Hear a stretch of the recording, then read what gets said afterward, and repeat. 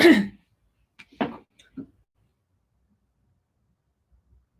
hello everybody. This is Lama Caroline. I'm streaming from NgalSo Tantric Self-Healing in Malaga, Spain. Okay, we're going to continue with Lama Gangchen Rinpoche's commentary on NgalSo Tantric Self-Healing. Okay, but first we're going to do some prayers. Okay.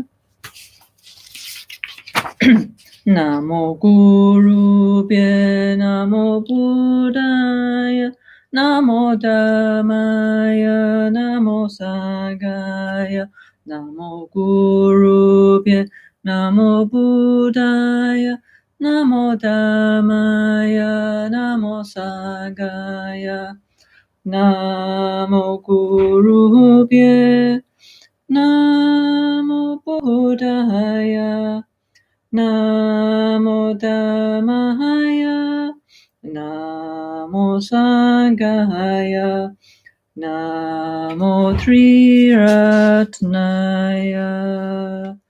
Semchen Tamche Dewadan, Dewe Gyudan Dempa Gyuchi. Semchen Tamche Dunyaldan Dunyalgi, Gyudan Drewa Gyuchi. Semchen Tamche Dunyal Mepe Dewa, Dami Drewa Gyuchi. Semchen Tamche Nyeri Jadanida, Trawe Tanyola Nepa Gyuchi. Semchen Tamche Luce Gidunele, Soshin Trayun, Lucen Dewadan, Dempa Gyuchi.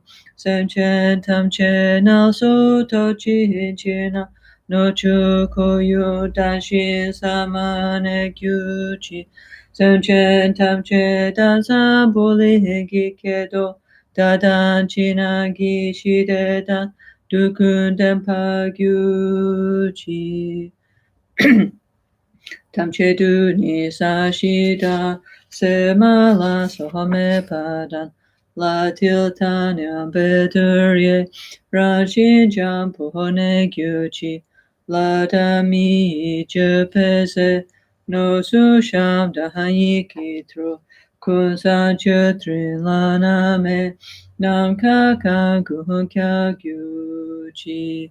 Om Namo Bhagavate Vasawa Pramadani Tathagataya Ahate Samya Sambuddhaya Tayata Om Beze Beze Maha Beze Mahatitsa Beze Mahabidya Beze Mahabodhicitta Beze Mahabodhi Mandropa Samkramana Beze Sawakama Awarana Vishuddhana Beze Soha Kuncho Sungi Dempadan Sangye Danjan Chusempa Tanje Giji Gilada Soni Yosu Sopena Dajempona Chuki Nampa Dachi Sangi Mikyape Toki Deshini Dukyuchi Malusem Chen Kungi Kungyuchin Dude Punje Mise Jomzela Nona Malu Yanta Kengyope Chomden Koshene Dishe Suso Gosungupe Gone Jaselo No Shayitro Chupa Malubo Tobne Nesa Ditun Tam Chesha Kepagye Wahanam Laje Yira Kuwamato Badule Shune Drola Chuki Hikolo Kowadan Dashan Jenan Chanchu Chempuno Sashipuki Joshi Metotram Rirali Shihini De Gyampadi Sangye Shintu Mite Boai Drokunanda Hashila Chupasho Idam Guru Ratna Mandala Kam Niryatayami Lozan Gyalwa Kungi Yesheni Tritu Drime Gyalten Zimpeso Rautan Kilko Gyatso Chodungun Trinshen Lame Shabla Sowade Om A Guru Vajradhara Sumati Gyana Shasana Dara Samudra Shibhadra Sawa Siddhi Om A Guru Vajradhara Samati Gyana Shasanadhar Samudra Sripatra Sawasidi Hum A Guru Vajradhara Samati Gyana Shasanadhar Samudra Sripatra Sawasidi Hum Lochosan Popel Gyuta Shipa Tuchen Tempe Trileya Noda Pegedro Lozan Peze Pachen Palden La Mehesha Blasoade Oma Guru Vajradhara Suhumati Muni Jahasane Kama Uttavadanye Sri Bahadra Vasamahanya Sawasidi Humo Maguru Vajradhara Suhumahati Muni Shahasane Kama Uttavadanye Sri Bahadra Vasamahanya Sawasidi Hum Kyoni Lama Kyoni Yedang Kyoni Kadro Chukyonte Dene Zunte Janchu Badu Kyumin Kyasi Misowe Dida Badu Chimetaya Tuje Chakyu Sunsola Shishi Jidro Nodru Konso Tengi Drosa Bachusun Kyoni Lama Kyoni Yeda Kyoni Kadro Chukyonte Dene Zunte Janchu Badu Kyumin Kyashem Misowe Dida Badu Chimetaya Tuje Chakyu Sunsola Shishi Jidro Nodru Konso Tengi Drosa Bachusun Kyuni Lama Kyuni Yidan Kyuni Kadro Chukyonte Dene Zunte Janchu Badu Kyumi Kyasen Misawe Dida Badu Chime Tayan Tuje Chakyu Zonzola Shishi Jidro Nodru Konso Tengi Drosa Bachusun Tetale so wata petu la me kusuhuntu ginena le dutsi uze kama tinga son rindan chi chahachune dani ki ne sum rindan chi cha da cha ne so rindan cha dan chan timpale drishida shihinada wanshita Kushito Shilama Nipashi Yeshitim Pehejingi Lapagyo. So from Rinpoche's holy body, speech and mind, there come white, red and blue lights, rays and nectars that absorb into our crown, throat and heart chakra, one by one and then all together. The four kinds of negativity and types of groups of sicknesses are purified. We receive the four empowerments. We receive the potential to receive the four Buddha bodies. And then we imagine that a smiling emanation of Rinpoche comes to the crown of our head. And when we say Pakyoki Kudang, Makyoki Kudang, he absorbs and mixes with our subtle mind at the heart. So actually what that means is we become a bit more like him. Yeah, that's what we'd like now. Okay. Pakyoki Kudang.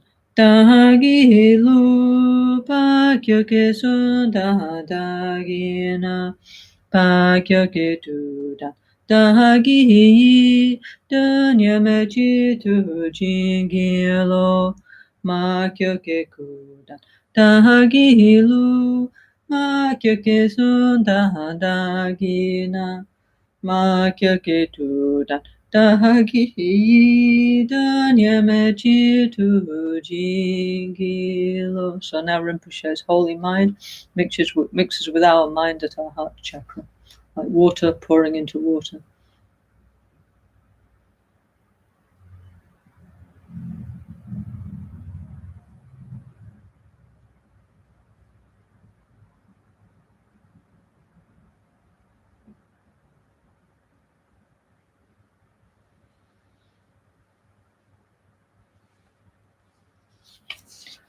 Okay, so now before we start, we're going to do the NgalSo preliminary practices. Yes, remove obstacles to create protection, to put our mind in the right space. Okay. Om my Guru Buddha Siddhi Hum. Om my Guru Buddha Siddhi Hum. Om my Guru Buddha Siddhi Hum. Om my Guru Buddha Siddhi Hum. Om my Guru Buddha Siddhi. Now the NgalSo practices to make peace with astrological energies, with elemental energies, and protect us. Tayata on gati gati parasangati bodhisoha. Tayata on gati parasangati bodhisoha. Tayata on gati parasangati bodhisoha. Protection wheel on somebody is a home pe on grina home pe on grina paya home pe on manaya ho bhagavan vidya as a home pe on somebody is a home pe on grina home pe on grina paya home pe on manaya ho bhagavan vidya as a home pe Vajrasattva mantra.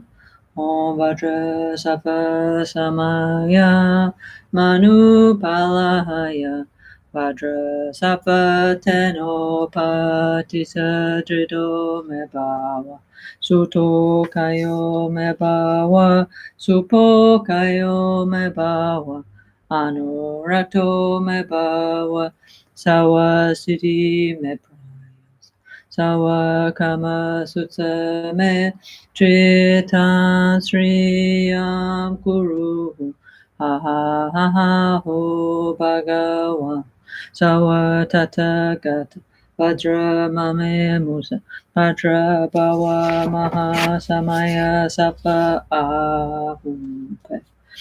Okay, now Dharani of the King of the Buddha, King of the Planets. Lama Zadangyuka Sedang Yusengi Dagpokyan Chomdende Deshin Shepa Drachompa Yandape Zope Sangi Zadangyuka Yusangi Dagpo Gyalpo La Chatsa Lo Tayata Nakshatra Sawa Titi Murti Nakshatre Dundene Naye Vendu Traye Soha Tayata Om Nakshatre Maha Nakshatre Sawa Nakshatre Vendu Soha. Okay, mantra of the three principal Buddhas. Om Mani Padme Hum. Om Mani Padme Hum. Om Mani Padme Hum. Om Mani Padme Hum. Om Vagishvari Mu. Om Vagishvari Mu. Om Vagishvari Mu. Om Vagishvari Mu. Om Vajrapani Hum. Om Vajrapani Hum. Om Vajrapani Hum. Om Vajrapani Hum. Mantras of Kala Chakra. Om Ahum Ho Hankyamala Varayam Hum Pe. Om Ahum Ho Hankyamala Varayam Hum Pe. Om Ahum Ho Hankyamala Varayam Hum Pe. Om Prem Brishamata Hum Hum Pe. Om Prem Vishwamata Hum Hum Pe. Om Prem Vishwamata Hum Hum Pe. Mantra to protect us from the energies of the 8 planets. Om Akane Nikane Abelia Mandala Mandale Mandale Made Soha. Very important. Black Manjusri. Om Praso Chuso Tuso Tumiso Ningo Chukalaza Kamsham Trambepe Soha. Om Praso Chuso Tuso Tumiso Ningo Chukalaza Kamsham Trambepe Soha. Om Praso Chuso Tuso Tumiso Ningo Chukalaza Kamsham Trambepe Soha. Om Praso Chuso Tuso Tumiso Ningo Chukalaza Kamsham Trambepe Soha. Om Praso Chuso Tuso Tumiso Ningo Chukalaza Kamsham Trambepe Soha. Om Praso Chuso Tuso Dumiso Ningo Chukalaza Kamsham Trambepe Soha. Om Praso Chuso Tuso Dumiso Ningo Chukalaza Kamsham Trambepe Soha. Om Praso Chuso Tuso Dumiso Ningo Chukalaza Kamsham Trambepe Soha. Om Praso Chuso Tuso Dumiso Ningo Chukalaza Kamsham Trambepe Soha. Om Praso Chuso Tuso Dumiso Ningo Chukalaza Kamsham Trambepe Soha. Mantra of Dharani of interdependence. Om Ye Dhamma Hetu Prabhava Hetan Teshan Tata Gato Hyawa Data Teshan Chayo Niroda Evan Vadi Mahasramanaya Soha. All things depend on causes and conditions. The Tathagata, the great Sramana, understood the cause of all phenomena and their cessation. Soha. Okay, 5-element purification, space purification. Soha. Wind purification. Soha. Fire purification. Soha. Earth purification. Soha. Water purification. Soha. Yam Ram Laba Shude Soha. Okay, so like this, we've done the NgalSo preliminary practices, okay? Which is good, which we should do anyway. So now we're going to continue with Lama Rinpoche's teaching, NgalSo Tantric Self-Healing 2, Tantric Self-Healing of Body and Mind, a method to transform this world into Shambhala. NgalSo, how to relax body, speech, and mind by Trinliyapal Srestra, TYS, Lama Rinpoche. Okay, so we're going to continue with this. Okay, so last time we were talking a little bit about. I was reading to you. Actually, I was summarizing, like in a very, very short way,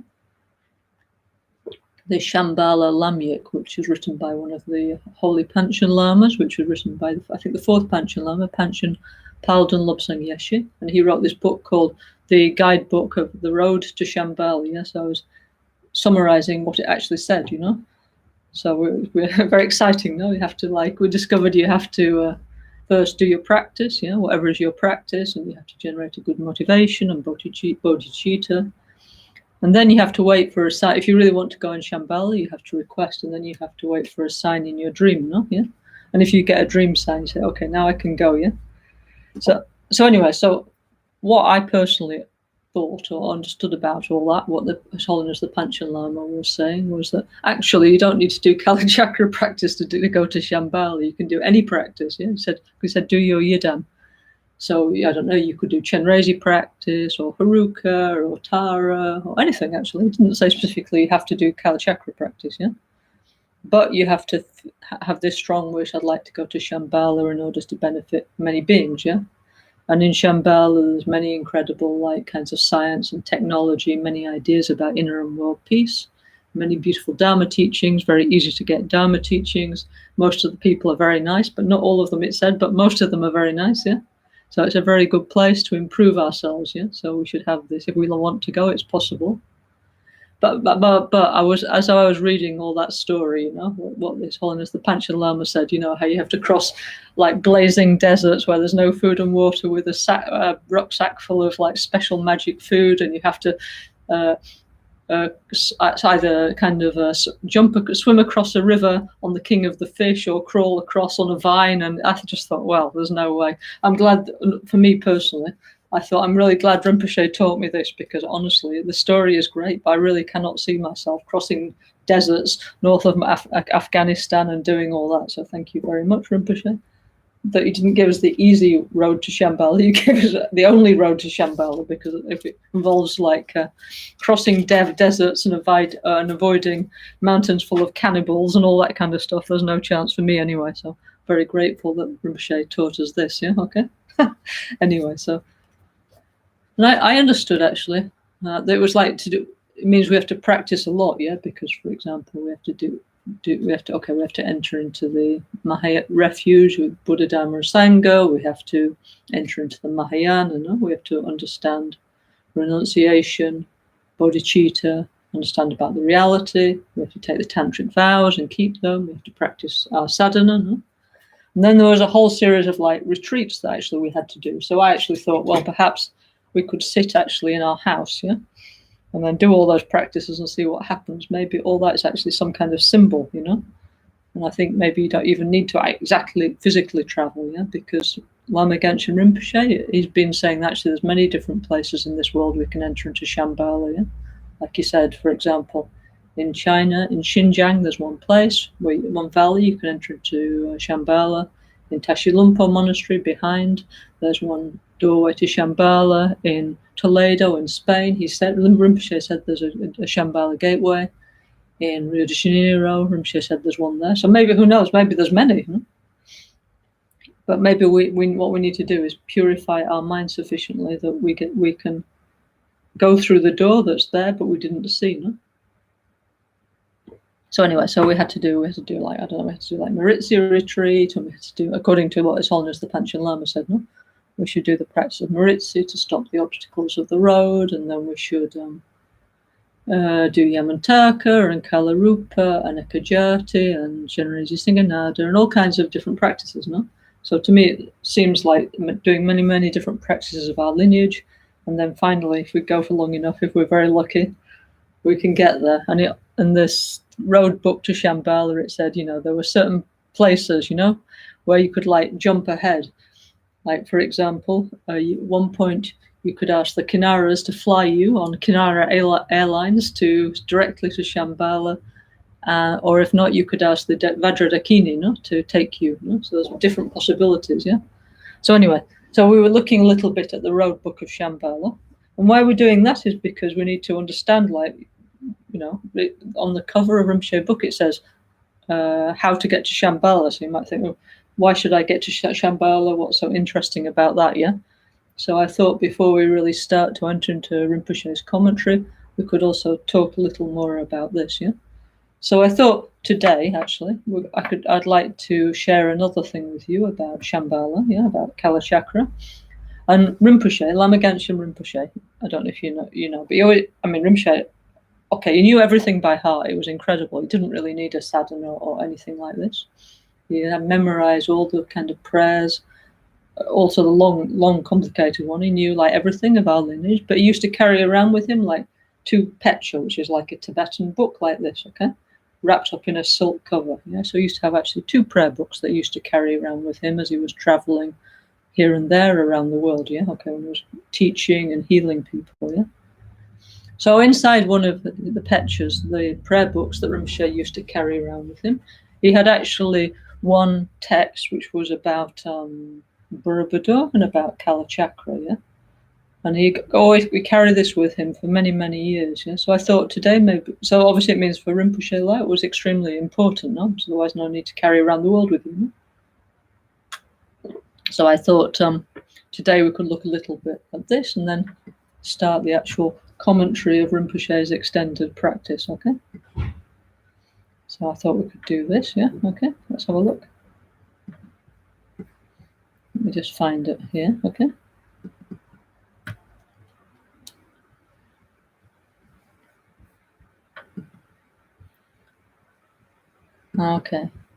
Okay, so this is actually a text by one very famous, very highly realized master called Longdol Lama. Yeah, I think Longdol Lama lived in the 18th century, and Kangchen Rinpoche liked Longdol Rinpoche a lot. Yeah, he used to quote very often like Longdol Lama says this and that. Yeah, so he obviously liked his style and his kind of way of teaching. Yeah, so I'm not sure where this text appeared from, but anyway, Rinpoche got this text from.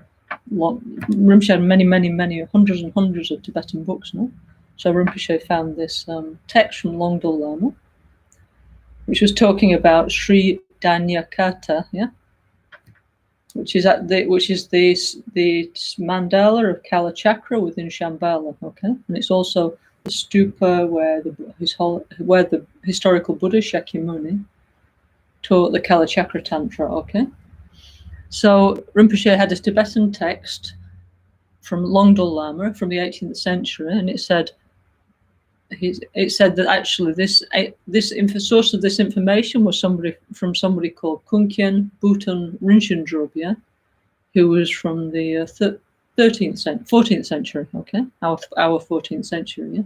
So Bhutan Rinpoche was another incredible great master, yeah, okay, very, very high, famous, realized master. Okay.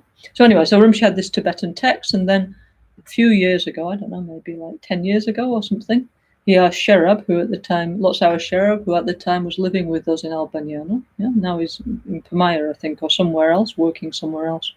But Rinpoche asked Sherab to translate it into English. Yeah?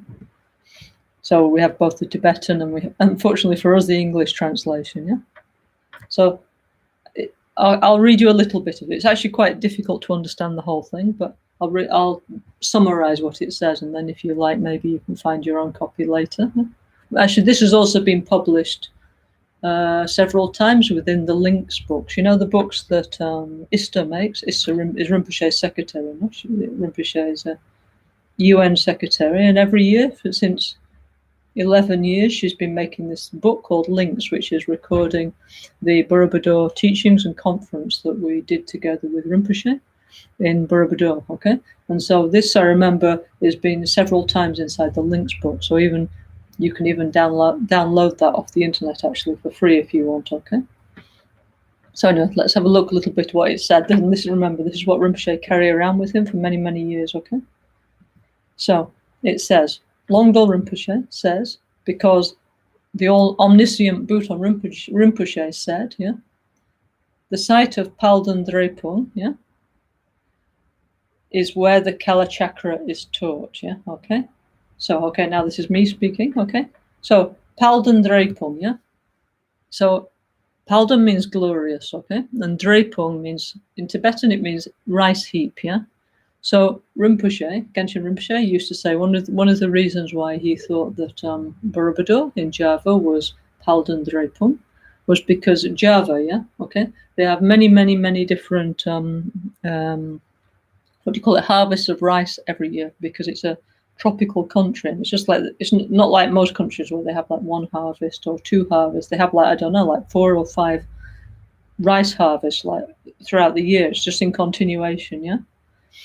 And since ancient times, Indonesia, Java, has been very famous for its rice production. Yeah, okay. So that was one of the reasons why Rinpoche thought that Borobudur was one of the possible sites of the Kala Chakra, where the Kala Chakra was taught. Yeah, okay. Because you see, nobody really knows where this Palden Drepung is. Okay, yeah, okay. Now this Longdol Lama is giving his ideas where it is. Yeah. Now many sort of his Tibetan people, academics and these kind of people, think it's at one place called Amaravati Stupa in India. Yeah? But Rinpoche himself, he was really very convinced that it was in Borobudur in Indonesia. Yeah, okay. Or who knows, maybe because there's Kala Chakra portals, maybe it could have been more than one place, I don't know. But Genshin Rinpoche was very much convinced there was a very strong link between Borobudur in Indonesia and the Kala Chakra. Yeah, okay. So here it says, Danya Kataka is reachable after 3.5 days on a boat in the ocean from the borderline that's the east of Bengal in East India and the frontier of China. Okay, so I don't know. I was trying to Google actually how far you could get on a boat. Remember, not a modern boat, yeah, one of those boats like in the Borobudur Museum, yeah, in 3 days. Maybe some of our Asian friends who know something about shipping can inform us, yeah, or anybody who knows about shipping, how far you can get in 3 days from Bengal, yeah, okay. Anyway, so it says when you arrive there, it's around the bottom. The size is 40 crochets, yeah, and on top of that are 4 levels. So it's like a what do you call it? Like a ziggurat, yeah.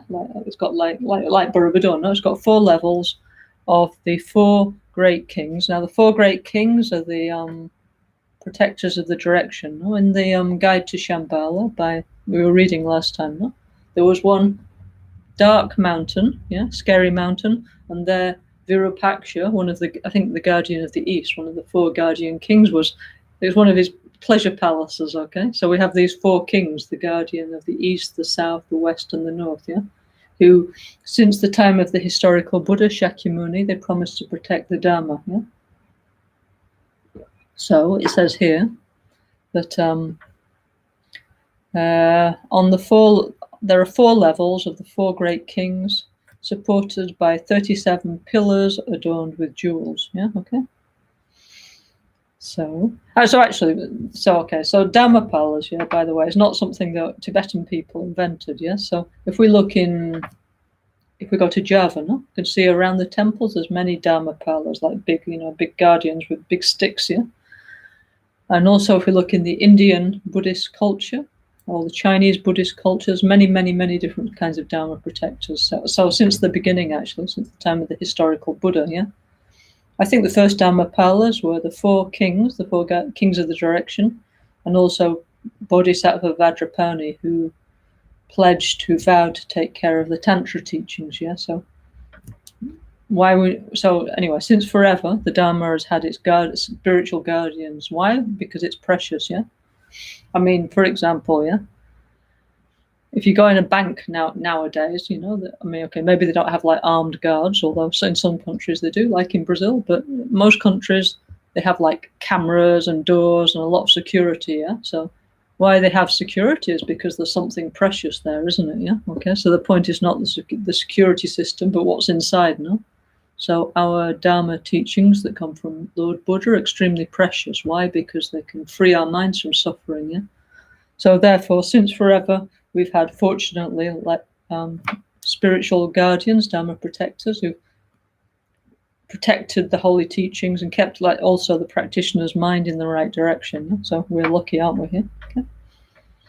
Okay, so there's 4 levels, yeah, of the 4 kings, and it's supported by 37 pillars adorned with jewels, yeah? So 37 is actually the number of enlightenment, yeah, okay? Okay, so maybe this I'm not going to go into exactly now, but for example, when we make a mandala offering, you know, when we do, you know, like this, yeah, and we offer the Mount Meru, the 4 continents, the sun and the jewel and so on, there's actually 37 things we offer, because what it represents is the different mental states that we need to develop, yeah, and there's 37 of them in order to achieve enlightenment, yeah, to free up, to get out of samsara, to achieve enlightenment, yeah. This actually comes from the Theravada tradition, actually, okay? And then, of course, there was a Mahayana version, and then there was a Vajrayana version, okay? Okay.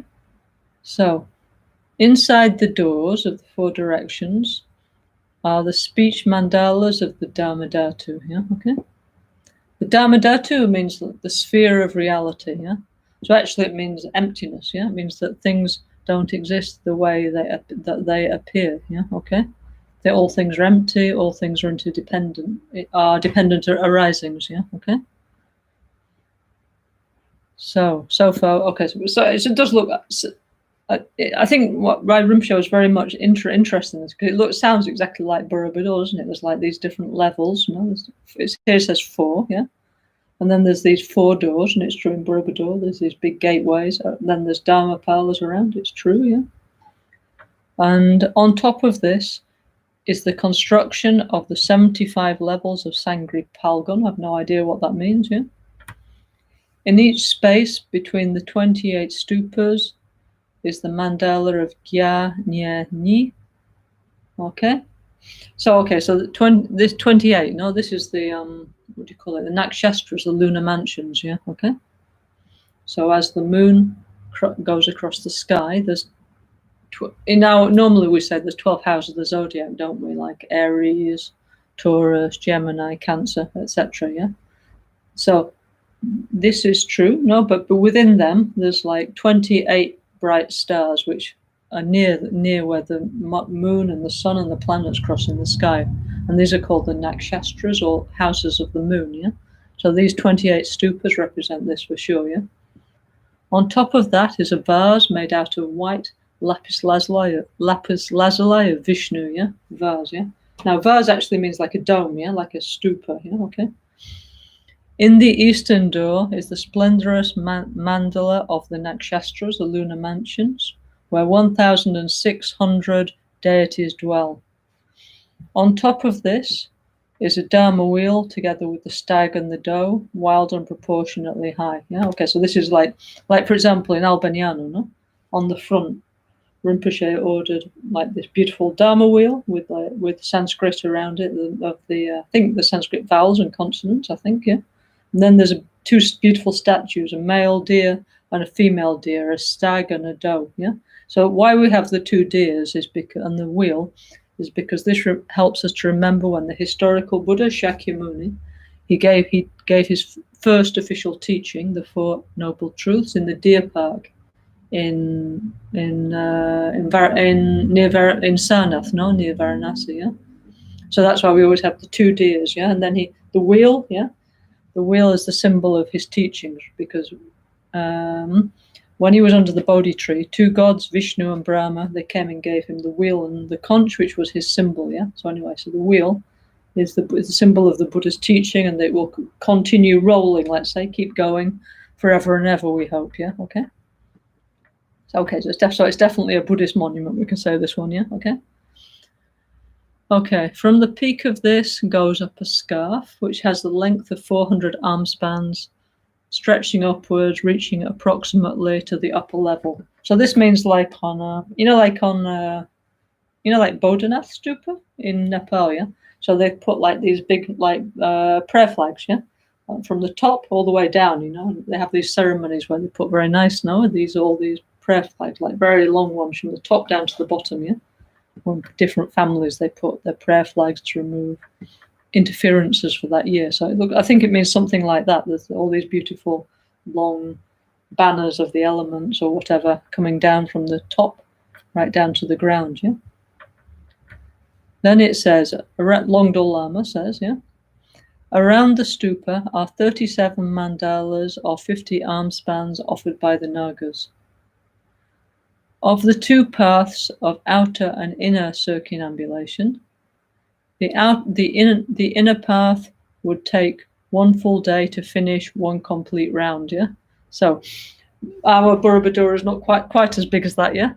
A little bit smaller version, yeah? It doesn't take us 1 whole day to get around. However, it used to take us like 4 or 5 hours, you know, when we went with Rinpoche. We would get up, I don't know, like 4:30, and from 6 or even up to like 10:30 or 11 sometimes, we would go all around Borobudur together with him, and, you know. But very beautiful, no? Then it says, around that is a fence that was constructed by the King Pala Maitri, yeah? And it says if we went around the outer fence, it would take 12 days to go around it, yeah? Yeah, anyway, there's all these details, okay? Then it says, inside the fence are many small hills, forest, bushes, and many huts where male and female sadhus live. In the northwest is a temple with a Shakyamuni statue like that of the Mahabodhi temple at Bodh Gaya. And in the southwest is another temple with a statue of standing Avalokiteshvara. Yeah? Yeah. These 2 temples are constructed by Nagarjuna. In the northeast and southeast are temples of Tara. Yeah? So anyway, so it says around there's a temple of Shakyamuni Buddha, a temple of Buddha Chenrezig, and 2 temples of Buddha Tara, okay, around the stupa mandala temple of Palden yeah. Then it says, in the east, in front of the stupa, on the outer gate, there is a market with a multitude of people from the city of Danyagar, making their commercial activity with miscellaneous goods from China and India. At the gate of the outer fence, there is a temple with a huge Mahakala statue of stone, yeah, with consort as the guardian of the gate, yeah, okay? So anyway, so I'm sure Rinpoche saw many more things than me or you, no? But this does sound very much like Borobudur, doesn't it? Like even now on the east side, it's true. There's Borobudur village now, and recently they built that like big market, yeah, very near the stupa. Yeah? So it does sound really very much similar, yeah. And Indonesia is between India and China, isn't it? Yeah, it's true. Yeah? Actually, speaking of which, yeah, I would like to thank, the people from our Malaysia Centre. I don't know if you know, but we have, since many years, we have Medicine Buddha Centre in Kuala Lumpur in Malaysia, yeah. And actually, it was our friends there from Malaysia, like Mr. Kok, Alan Kok, Betty, Mr. Koo, and many other Malaysian friends. They were the first ones to invite Rinpoche to go together with them to Borobudur, okay? So actually, we really all need to say very much thank you to our friends in the Kuala Lumpur Dharma Centre, Because if they hadn't taken Rinpoche to Borobudur, then Rinpoche wouldn't have had his kind of revelation and experience, and we wouldn't now have the NgalSo system, no? So, thank you all very much, really appreciate, what you're all doing. Actually, this spring, I was intending to go to visit Kuala Lumpur, actually, but then for various reasons it didn't work out, no? But I hope very much to visit all the friends there in the future, yeah? And also, by the way, if any friends, for example, who were on the early trips with Rinpoche to Borobudur, please, maybe you send me a voicemail or an email or something if you have some special experience that you'd like to share, yeah? Because like I say, I'm talking, but I'm doing this to represent what Rinpoche taught, yeah, okay, to us. And also, if any other members of our Sangha have some special experience, please share, and we can say here, no? Because this is like our history somehow, yeah, okay? Okay, so now, back to Longdrol Lama, yeah? He says, to the northeast of Danyanaga city, which is like an island, the river Ganj goes around in a clockwise and falls to the external ocean, while the river Sita in the northwest falls in the external ocean by flowing anti-clockwise, yeah? So this means there's like two rivers, yeah? It's what do you call it? A tithika, a place where the boundary between this world and the pure worlds, the heavens, are very narrow, no? So always holy places in India and India and Asia were built in this place where there's two rivers, yeah, between two, yeah. And it's true, there are in Borobudur there's River Pogo and River, I think, Eldo or something. Anyway, there's two rivers, yeah. Okay, it's true. Borobudur is built between two rivers, yeah. It's true. Yeah? Then Longdrol Lama says there are three classes of people there: Buddhist, Tirthakas, that means Hindus, yeah, and barbarians who also have great faith in the stupa. In particular, both the Tirthakas and the barbarians strive to worship in their own way. Yeah? So that means there's different religions like staying together in a peaceful way. Fire pujas are offered from the 4 gates, and they pray aloud until the next morning. Some offer light by burning their own finger, and it is said that some of them obtain siddhis by cutting and offering their ears. Yeah. Okay. So actually, this, I don't know if they actually did this in Borobudur, but there are in some East Asian people, some Buddhists from like, I don't know, like Korea, China, those kind of East Asian Buddhists, yeah. Actually, some traditions from East Asia, they did have this tradition, which is, do not try this at home, but they had this thing of like, some people, they used to dip their finger in oil and they used to wrap it up in like a bandage, yeah. They did used to burn their finger as an offering, but ow, that sounds horrible, yeah. Fortunately, there's many other ways to get to enlightenment than that, but there was actually some people in the Middle Ages who did used to do that kind of thing, even though Lord Buddha said, don't do stuff like that. But, Buddhism is a very long and complex tradition with many different cultures, many things happen. So all kinds of things have happened in Buddhism, okay? So, but actually, honestly, some of these details make me really think what Longdrol Lama is true, no? Because this is actually a historical fact that some people did do like that, yeah? Okay? Some pilgrims, yeah? From East Asia, yeah? So he must have at least heard of this happening, yeah? Okay, then he continues, the Tirthakas, the non-Buddhists, say this stupa is the palace of the god Vishnu, Shiva, Umadevi. Umadevi is like the Earth Mother, yeah? Okay. Brahma and so forth, yeah? Whereas the Buddhists consider it an extraordinary place where the Lord Buddha taught all the highest yoga tantras, yeah? Yeah, interesting, no? So, yeah, so all the Hindu people think it's like their god realm, all their gods are there. And for Buddhists, it's where the Buddha taught all the highest yoga tantra. That means Grisamaja, Haruka, Yamantaka, Kalachakra, everything, okay? Yeah. So Lama Ganchen, he was always saying that Borobudur is the ocean of mandalas, yeah, okay? And it's true that nobody really, except perhaps Rinpoche, no? none of the academics and the 200 people who've written books about Borobudur, none of them really honestly got the point about Borobudur. Some years ago, maybe about 10 years ago, I think, I'm not quite sure, 10 years ago maybe, Rinpoche was invited to one congress in Borobudur. And it was called Understanding the Hidden Meaning of Borobudur, of the hidden base of Borobudur. Yeah? Now, because the date was in July, Rinpoche couldn't go because he had to be in Albagnano for his birthday. Yeah? So he sent me instead, yeah, to represent him. Yeah?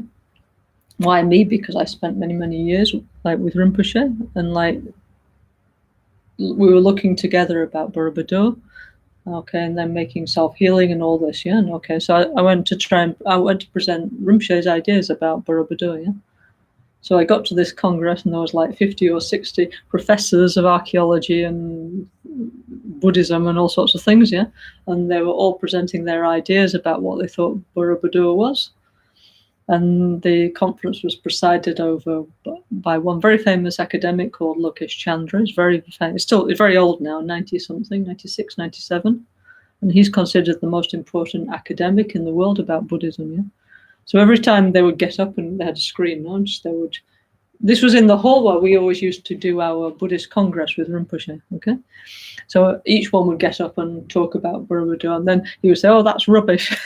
And then he would say, "That's rubbish," no? Like sort of get off, yeah. And then so it was going on like this for quite a long time. So I was like, I think the last or the second to last, because I was like, "Oh, who are you?" I don't have like 10 PhDs or something like all the rest of them, yeah. So anyway, so I went up and I show Rinpoche. I put on the screen, I put Rinpoche's idea about how Borobudur is a mandala, how it's showing all the different Hayas Yoga Tantras like Guhya Samaja, Haruka, Yamanturka, how it's a mandala of the 5 father Buddhas, the 5 mother Buddhas, yeah, and all this kind of thing, yeah. And I point out all the features why it's a mandala, yeah. Okay, and then when I'd finished, Lokesh Chandra was like, "Yes, that's right. Yeah, I agree." I was like, "Oh, thank goodness for that." And he said, the only ones who actually know anything about Borobudur are the Tibetans, yeah? They're the only ones who preserve the knowledge of Indian Buddhism, so we need to go and ask them about Borobudur, because everybody else, know nothing, sort of thing he was saying, yeah? Okay? So anyway, so yes. And he's like, Lokesh Chandra is is the person who organized, actually, he made a petition with many, many archaeologists and professors in the 1960s, and he was the one who actually petitioned to UNESCO to rebuild Borobudur. No? So anyway, so yes. So yes, Borobudur, Rinpoche, as Rinpoche always said, Borobudur is where the Buddha taught all the Hayas Yoga Tantras, not just Kala Chakra, it's the ocean of mandalas, yeah, okay? Anyway, like I said, Rinpoche carried this text around with him for many, many years, so obviously we found it very interesting, yeah, okay? Okay, then, what else does it say?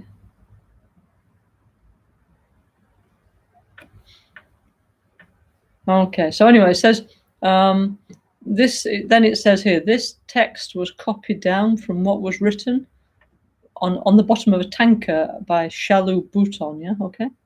So Bhutan Rinchen Drub was this great master who lived in the Shalu monastery, which is actually quite near to Ganshin monastery, yeah? And it was an extraordinary monastery with many yogis of great realizations, yeah? And I've been there with Rinpoche a few times, and I was always very impressed because they have like these meditation cells, for yogis to go and do retreat in. And the only way you could get in was by going through a hole in the top of the roof, yeah, okay? There was like no door, no windows, there was just a hole in the roof, okay? So they used to say, I don't know if this is true or not, but they used to say that you had to stay in there until you developed your Trulko, your Tibetan yoga power sufficiently that you could jump out through the hole, yeah? Now, this hole was not so low. It was maybe like, I don't know, like 9 or 10 feet, maybe 3 meters up, yeah? So you'd have to have like a really good realization of your winds to get back up through that hole, yeah? Although I suppose if you're a total failure, they could put a rope down and you could pull you out, yeah. But they said you had to actually jump up through the hole, yeah. And that would, when you could do that, you could leave your retreat, yeah. So anyway, very interesting place, yeah. Anyway, so it says here that this information was written down by Bhutan Rinchen Drub at Shalu Monastery, okay. Okay, so anyway, and then it says more incredible things, yeah.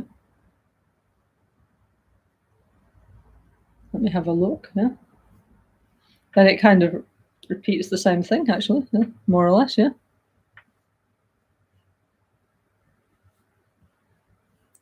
Okay, so then on this text, which was in Tibetan, I think Rinpoche adds some things to it, yeah, because it says it says there is now it's talking something else. It says there's a clear indication regarding the stupa in the guidebook of Gaden Chirpal's pilgrimage, yeah, okay.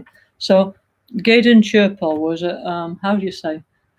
He was one Tibetan Lama, yeah, but it was very how do you say, like a bit counter current. Yeah, it was very unusual for his time. Like he was a little bit of a revolutionary in his way of thinking, you know. So, for example, he was one of the first Tibetan lamas who went out of Tibet. Yeah, yeah. I mean, he lived from 1905 to 1950, I think. Yeah. Anyway, he wasn't just into staying in a monastery in Tibet. He had very much more different ideas from a lot of other people in Tibet. Yeah. So, for example, he travelled all over the Buddhist world. Yeah. He wrote one book on emptiness called The Madman's Middle Way. Yeah, which is actually very controversial book about reality. Yeah.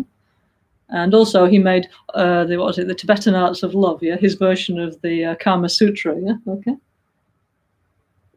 Anyway, he did all kinds of things. Yeah, he also joined the Communist Party of Tibet, very early on. Yeah, and it didn't make him very popular at the time, and he was actually imprisoned for that. Yeah, okay. Anyway, he was a very kind of revolutionary kind of person. Yeah. So anyway, so he was one of the first Tibetan lamas who went to Borobudur. Yeah, okay. And so let me read to you what he said about it. Yeah, and I think Rinpoche had this added into this text, yeah, in the Tibetan text, yeah.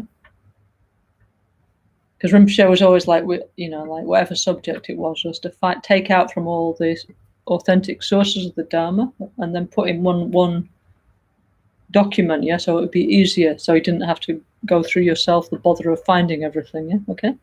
So, Gaden Chirpal says, yeah, that golden pagoda, which is a well-known stupa, was the place where the Lord Buddha expressed verses of auspiciousness. Thereupon, the two merchants, Traipush and Bhadra, who were from Burma, took some hairs and nail from the Buddha and constructed the stupa, they said, yeah? Okay, so okay, this is a different place, yeah. But anyway, the Rinpoche was always talking about this, how when Shakyamuni Buddha, when he achieved enlightenment, yeah, he sat for 7 weeks. He sat for 7 weeks under the tree, the Bodhi tree, yeah. And then, okay, then the gods came and asked him to teach humanity, so he agreed, yeah. Then he decided to get up and he decided to walk to meet the 5 yogis that he was previously practicing austerities with in the Himalayas, no? And they were in Sarnath near Varanasi, so he went to meet them. He wanted to actually share his experience with his 2 gurus, yeah? But his gurus had died in the meantime, yeah? So therefore he thought, okay, my companions, I will teach them, yeah? So he was walking towards Varanasi, yeah? And on the way, he met these 2 Burmese businessmen. This is in the Lalita Vistara stupa. Rinpoche asked Eleanor to summarize the Lalita Vistara, and then we made a very beautiful book, yeah, which I don't know if you can get it in our bookshop or not. Maybe we have to reprint, yeah, I don't know. But anyway, a very beautiful book about the Lalita Vistara according to the images on Borobudur. No? So These two Burmese merchants, yeah, they're carrying, I don't know, silk and cinnamon and all kinds of expensive things, yeah, and they're passing by the tree where the Bodhi tree, yeah, and then there's a kind of force field, and their carts sink into the mud, and they're completely disturbed because they think, why? It's not possible, it's never happened before. So then they get out of their carts and they go and look, and then they see the Buddha under the tree. Yeah? So they say, oh, this must be a special being. So immediately, because they're businessmen, the first thing, they don't say, oh, please show me the way to enlightenment. They say, oh, please show us how to make more money. So then the Buddha says, yes, okay, sure, yeah. And then he explained to them what's called the Sutra of the 10 Directions, which is actually a practice that we still do, actually, yeah. And actually it's in our NgalSo astrological practices, yeah, okay. So basically what you have to do is whatever direction you go, like east or south or north or west or southeast or up or down, wherever, any direction in the world, you have to imagine there is all the Buddhas and Bodhisattvas, and they're taking care of you. Basically, that's what you have to think, yeah? Okay, and we have a beautiful sutra that you can repeat, okay? So Rinpoche, Lama Genshin, he always used to say, actually, the first teaching that Buddha gave was actually about astrology, because he taught this to the two Burmese merchants, yeah? And his second teaching was the Four Noble Truths, yeah, okay? When he got to the deer park and they explained, the four truths, no? Okay, so anyway, so Gaydon Chirpal says, okay, there's this golden pagoda where the Buddha taught, actually, the verse of auspiciousness must be the Sutra of the 10 Directions, yeah, okay? And he says, okay, Gaydon Chirpal says, with 20 rupees, now, okay, remember, this is some time ago, maybe we wouldn't get very far these days, but in those days, with 20 rupees, you can arrive from Rangoon, yeah, Thailand, to Singapore by train. That would be fantastic, yeah. Well, now it costs a lot more, but anyway, beautiful, no? Going all the way through Burma, Thailand, down to Singapore by train, yeah. Yeah. Actually, Rinpoche went to all these countries, yeah. Visited many holy temples and masters, yeah, in all these places, yeah. Then it says, with 10 rupees, you can go from Singapore to Sumatra, and Sumatra is Indonesia. And Gaydon Chirpal says, Sumatra is Indonesia, the continent of gold. That's because in Tibetan it's called Serlingpo, yeah, Serling, yeah, okay. The Golden Islands, and they says there is no doctrine of the Buddha. However, in the southern part of Indonesia, there is the continent of corn.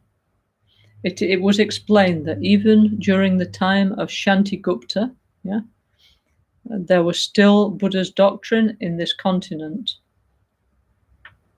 Okay, so it says you can get there from Singapore. You can arrive with only 40 rupees by ship, yeah. But he says over there's no Dharma, yeah.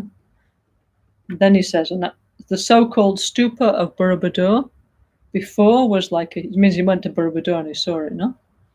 In like the 1930s, maybe, yeah.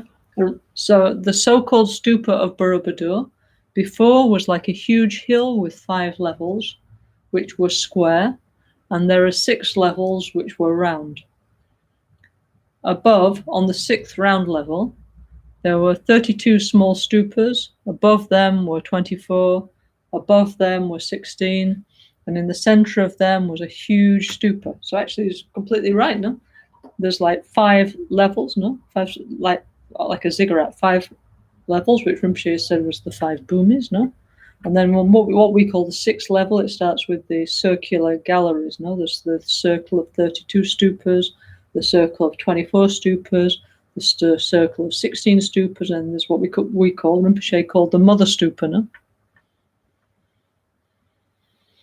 And he said, Gaydon Chirpal says, it was like an astonishing stupa of a dream, materialized in form. When the pilgrim saw it, he supposed it was the stupa of Sri Danyakosha. And Melung Guru also thought the same thing. Whoever Melung Guru is, I have no idea. Yeah, okay. But anyway, must have been an important person, yeah, okay. Anyway.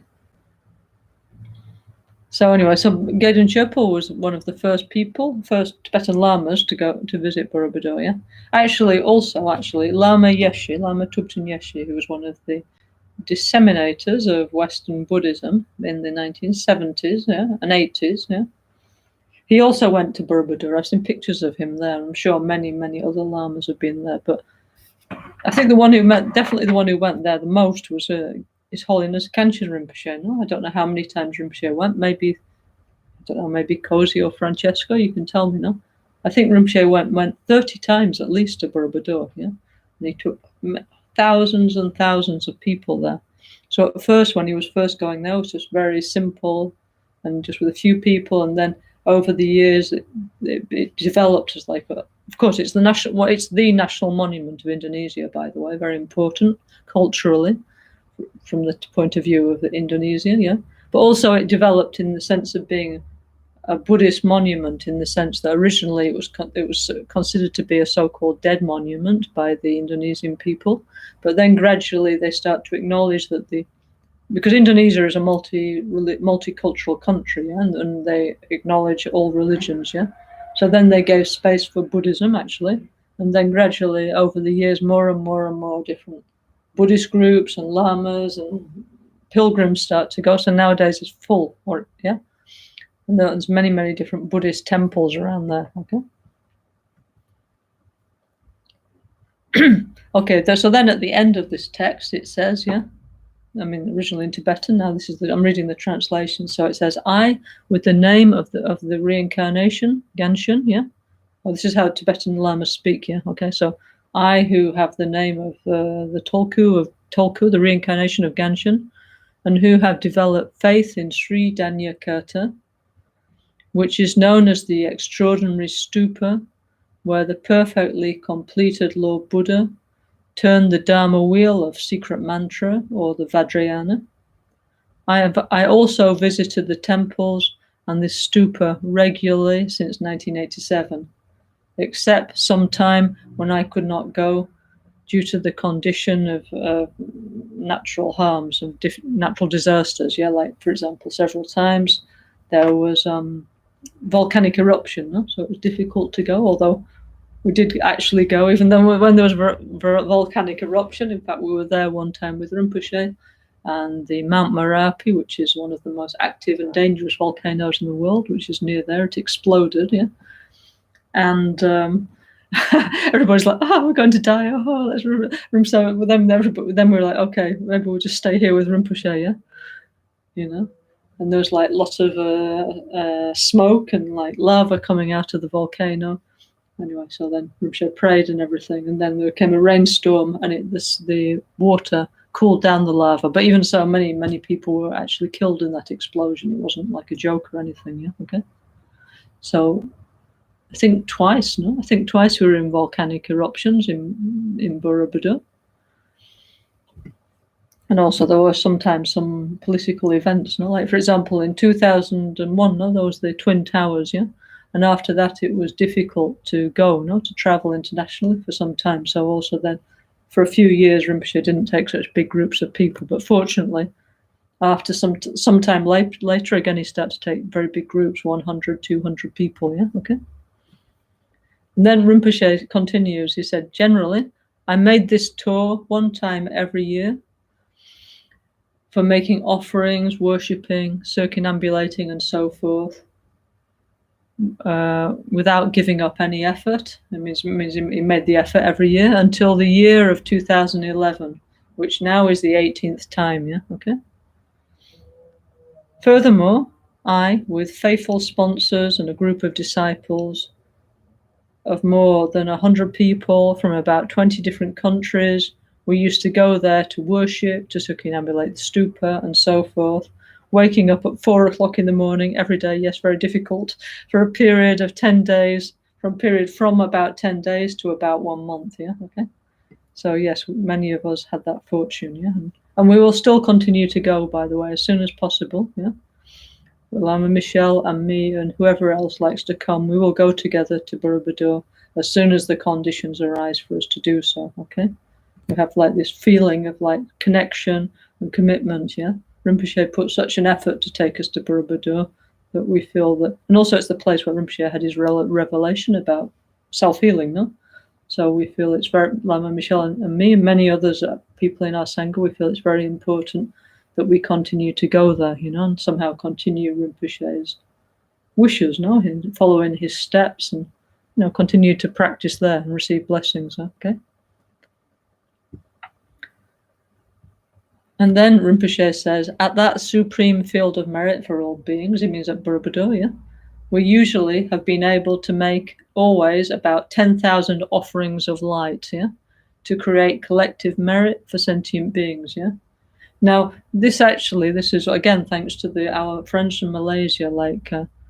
Now I don't sorry I don't want to miss out anybody's name here, because I know we have a whole group of friends who sponsor Rinpoche's activity, Chinese Malaysian friends, who they used to sponsor everything, they used to bring boxes and boxes of candles and tons of incense. Even they used to bring us rain jackets, everything was provided, they're so kind, so thanks to them, Rinpoche and we were able to offer each year 10,000 light offerings to the stupa, candle offerings, to create collective merits for all beings, And Rinpoche says, especially in the year 2000, we offered 100,000 offerings of light, So we put all these candles around Borobudur, very beautiful,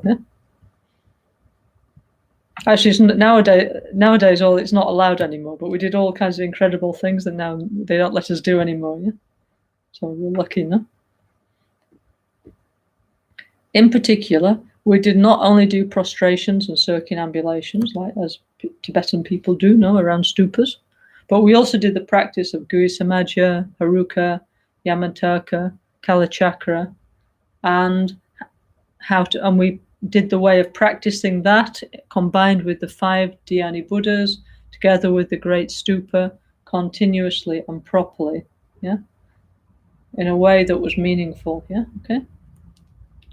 So now, very soon we're bringing out a beautiful booklet, which is Rinpoche's combined NgalSo practice, which is okay, it's not exactly based on the going around on the directions, but it's how to practice Gui Samadja, Haruka, Yamataka, Kala Chakra, self-healing, and the environment practice, together, as Rinpoche showed us many, many, many times, So we hope to launch that very soon, and we hope that all of us, or as many of us who would make that a very central part of our practice, because this is what Rinpoche dedicate years and years and years of his life to showing us, okay, that and many other things, but very big point, he liked to emphasize that we do this, So in order to honor and respect Rinpoche and continue what he showed us, we will try and do that as much as possible, okay? So then Rinpoche says, almost every year we went there to Borobudur with different lamas and other holy beings invited from different countries to make limitless prayers for the welfare of beings and for the spread of the Buddha's teachings, Yeah, it's true, And also Rinpoche invited many, many different lamas from Tibet, Mongolia, Nepal, many monks from Shagandan, Serpong, from Pengaling, from all kinds of different, sorry, I don't want to miss out any names, but many different monks from our friend monasteries, let's say, of the monasteries of our lineage, And he said, besides that, we also made great sog offerings, lots of sog offerings, every day, Gana Chakra, sog offering of Lama Chirpa, and the Sam Mandala of the Bhagawan Kala Chakra. Now that I remember very clearly, because the monks, they were doing it in front of where we started to, when we used to stand there and do Om Namo Manjushriya Namo Susriya and at 4 o'clock in the morning. There, the monks just in front on the grass, they made this beautiful Sam Mandala, on a kind of little raised platform, And anyway, so it's very special energy, something very special in that moment, Okay. And Rinpoche that year he gave the Kala Chakra initiation, It was very, very special, And he said also in this year, 2011, we've invited monks from different places,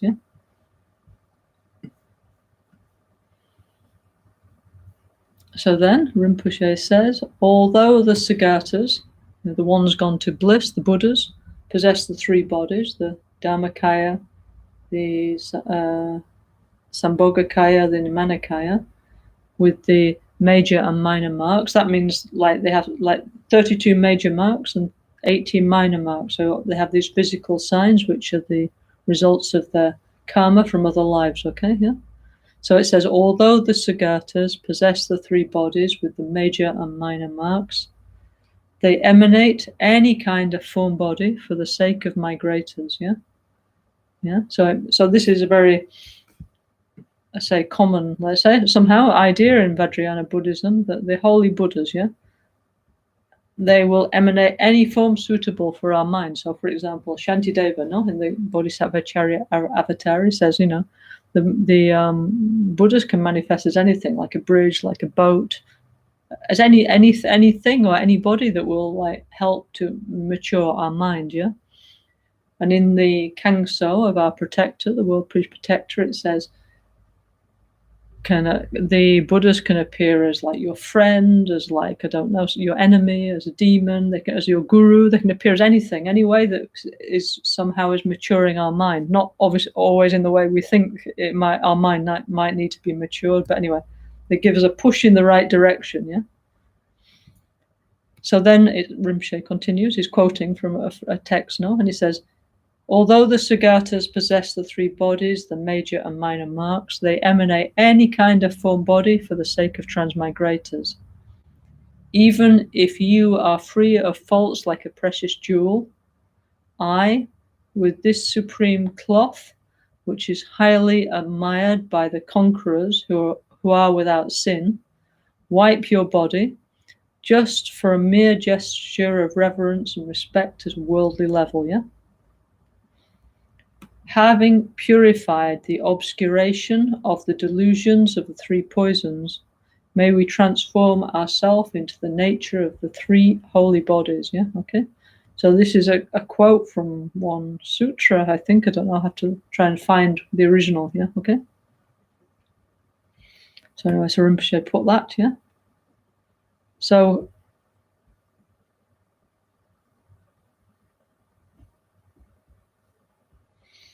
anyway, so when he says may we purify, it's like this idea with using a cloth to kind of like go like this, no?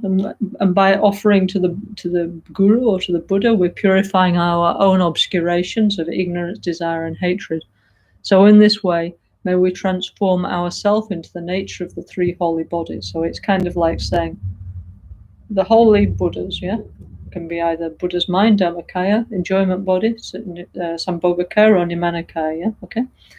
And they can manifest in whatever form whatsoever in order to guide us. So, for example, they may manifest, for example, as our guru, like this idea of making offerings to the guru or the holy beings. Actually, we're doing it in order to purify our own defilements, yeah, okay? So that we ourselves realize the three Buddha bodies. So from the side of the Buddhas, they don't need, no, because they already have the three Buddha bodies. So we're doing it in order to purify our own minds. That's what the point of that quotation is, okay?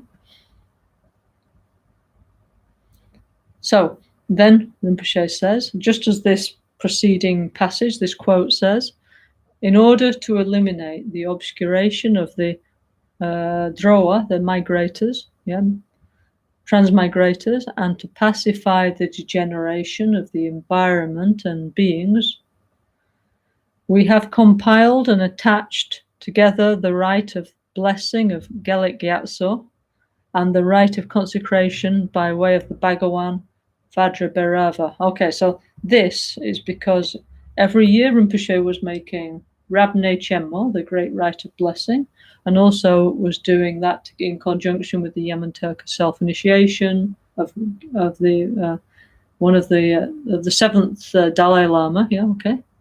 Actually, it was Kelsang Gyatso, actually. Yeah, I think. Yeah. Anyway, Galak Gyatso. Yeah, and together, and also with the pacifying and increasing fire pujas of Yamanturka. Yeah, okay. So this text, yeah, that Rinpoche was carrying around in Borobudur, we had like a pecha, big one like this, with the Rabne Chenmo and the Yamanturka initiation and fire pujas, yeah.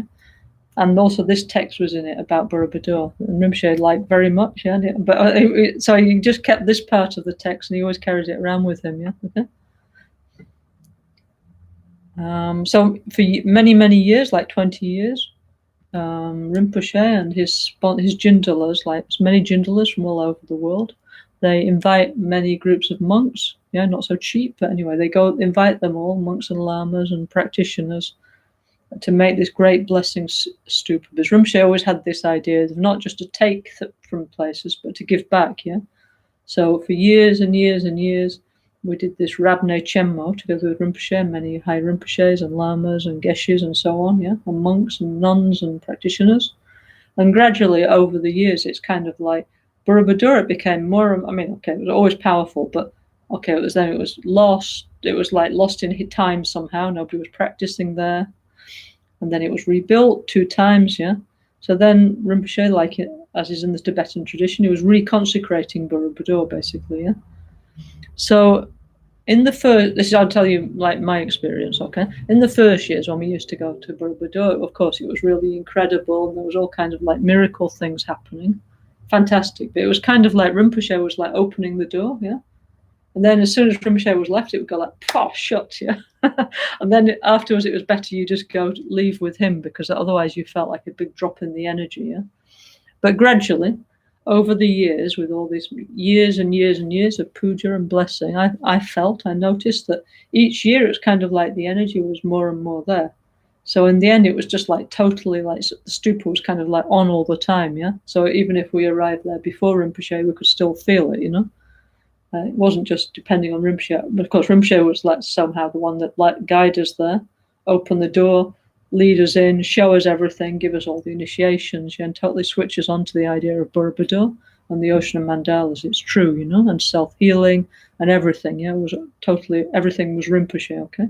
But gradually over the years, it's kind of like that energy was like awakened again, yeah, returned back to Borobudur. So then I think now really everybody who goes there, I think apparently 1 million people go there every year, because it's the national monument of Indonesia. So all very lucky, yeah, because just by going there, they receive some positive blessing and impression and healing. So that was an incredible job that Rinpoche did, actually, yeah, that he organized, yeah.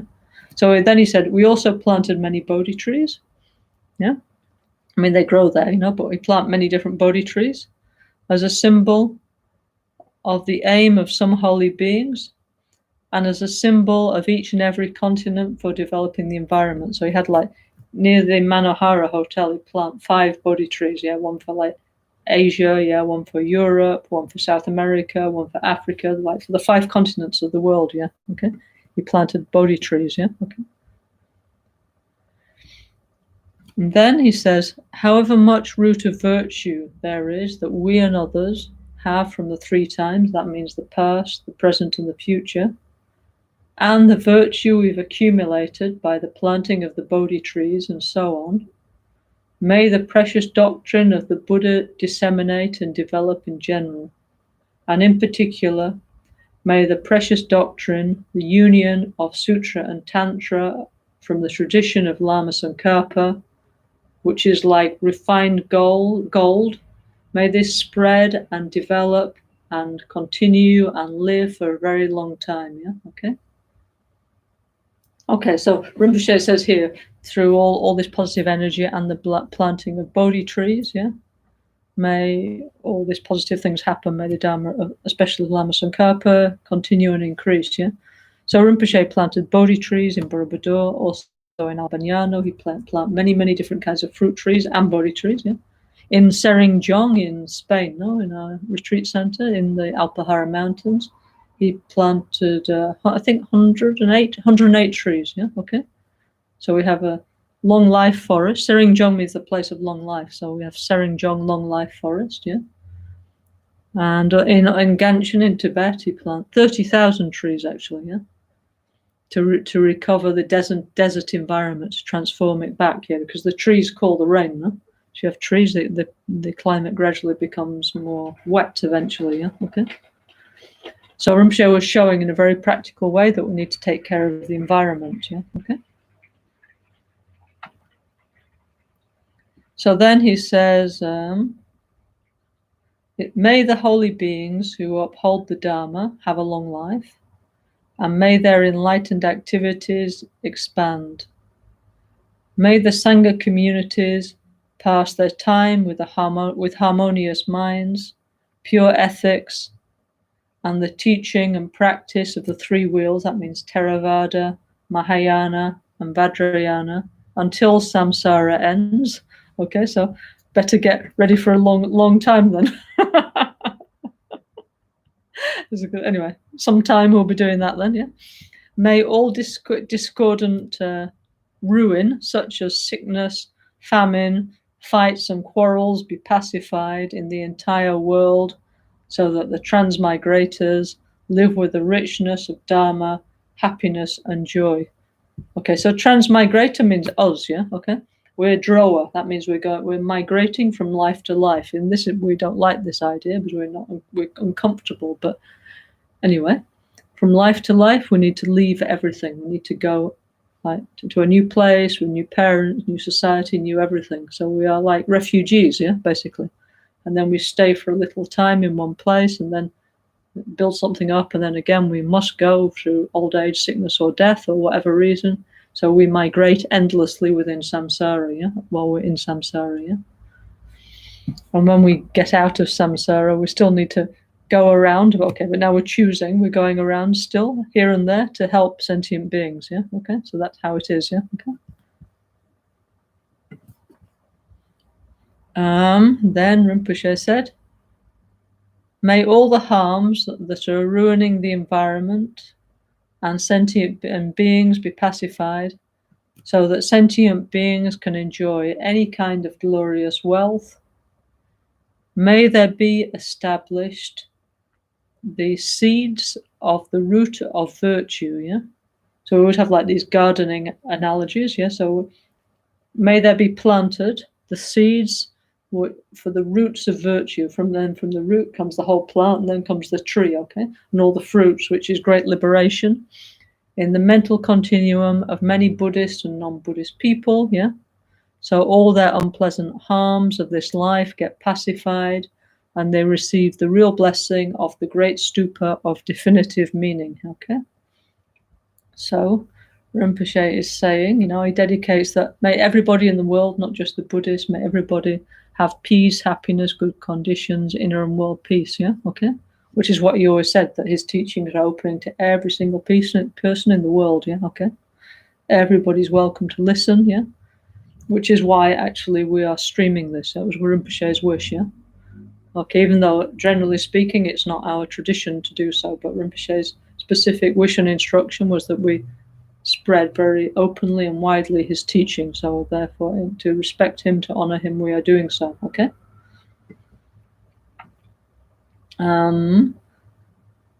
May they receive the blessing of the great stupa of definitive meaning. Okay, so we have, in our Buddhist tradition, we have what's called the interpretive meaning and the definitive meaning, okay? So the definitive meaning means like when we understand about emptiness, about reality, okay? So when we see reality correctly, yeah, so then we see the great stupa in its definitive form as a rising of bliss and emptiness, new bliss and emptiness, as the mandala palace of the ocean of mandalas, yeah? And Rinpoche always said, actually, it's alive, it wasn't just a stone thing. It was actually a holy mandala of all the Guru Buddhas, yeah, okay? But anyway, he had a very much higher vision than the rest of us, no? And then Rinpoche said, we dedicate also for the purification of all the downfalls of all our relatives, yeah, who have passed away, yeah, so, and we dedicate for them to gradually attain a precious human body, and eventually may they attain the state of omniscience and so forth, yeah. So all our relatives who are no longer with us, yeah. Anyway, we dedicate our merits so that they will find the conditions to practice the Dharma and gradually evolve and finally achieve enlightenment, yeah, which of course is what we would wish. We wish, for our parents, our grandparents, all our near and dear ones, especially we would like that for them, no? Okay. So then Rinpoche wrote, he said, independence upon the two accumulations related to the three times of ourself and others, may the doctrine of the victorious Sumati Kirti increase for a very long time, yeah? So what does that mean? So it means upon the accumulation of accumulation of merit and the accumulation of wisdom, yeah? Related to the 3 times of the past, present, and future of ourself and others. May the Dharma teachings of the victorious, victor actually means Buddha, yeah, okay? Of the victor, Lobsang Drakpa, that means Lama Tsongkhapa. Our tradition, may it increase for a very long time, yeah? So, Rinpoche used to talk very often about this, that we need to accumulate what's called the 2 accumulations, the accumulation of method and the accumulation of wisdom, yeah? So, in Mahayana Buddhism, yeah? We have what's called the vast path and the profound path, yeah? So on our tankers of our Lama Chöpa refuge field, in the center is our guru, okay? Our guru, and then Lama Lobsang Tuban Dorji Chang, okay? Our guru, and it looks like Lama Tsongkhapa, and in his heart is Buddha Shakyamuni, and in his heart is Vajradhara Yabgyom, okay? Yeah? And then around are all the merit field of all the Buddhas of highest Yoga Tantra, Kriya Tantra, Charya Tantra, and then all the Buddhas, Bodhisattvas, Arhat, Daka, Dakini, and protectors, like a big tree, yeah? Something like a Christmas tree, yeah? Full of Buddhas, yeah, okay? A wish-fulfilling tree, it's called in Buddhism, yeah, okay? And then if you look on the side, yeah, there's actually 3 lineages. In the center is like all the lineages of the highest Yoga Tantra and the Mahamudra. So there's all the gurus of like Guru Samaja, Haruka, Yamantaka, Kalachakra, Vajrayogini, okay? And then on the side, there's 2 big groups of gurus, yeah? On one side, there's a picture of Buddha Maitreya, yeah? And then there's called all the gurus of what's called the vast path. And on the other side is Buddha Manjusri and all the gurus of what's called the profound path. So what is the vast path and what is the profound path, yeah? So the vast path is open, as Rinpoche said, we need to change our small, selfish heart into the big, open heart of bodhicitta, yeah? Okay, empathy, love, compassion, bodhicitta, yeah? So the vast path is this, yeah?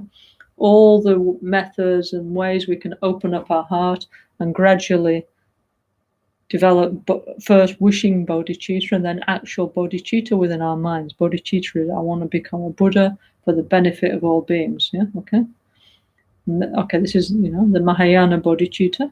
And then there's the Tantric Vajrayana bodhicitta, which is as quickly as possible, I shall, generate myself in the form of the Guru Buddha, whichever one, yeah, and develop new bliss and emptiness so I can very, very quickly become a Buddha for the benefit of all beings, yeah, okay?